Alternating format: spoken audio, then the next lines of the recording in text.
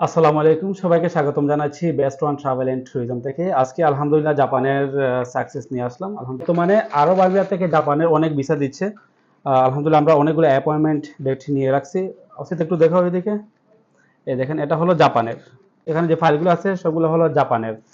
তো যারাই জাপানে ভিজিট করতে চাচ্ছেন, আপনি আরব আমিরাতে আছেন, আমাদের বেস্ট ওয়ান ট্রাভেল অ্যান্ড ট্যুরিজমে যোগাযোগ করবেন। আমাদের অফিস হলো সাতওয়া দুবাইতে।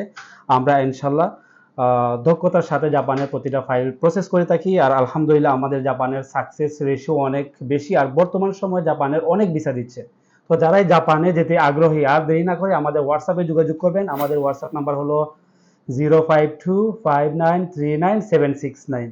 তো যারা জাপানে যেতে আগ্রহী, ডকুমেন্টস সহ বিস্তারিত তথ্য জানার জন্য আমাদের হোয়াটসঅ্যাপে মেসেজ করবেন, অথবা সরাসরি আমাদের বেস্ট ওয়ান ট্রাভেল অ্যান্ড ট্যুরিজমে চলে আসবেন। আমাদের অফিস হলো সাতওয়া দুবাই।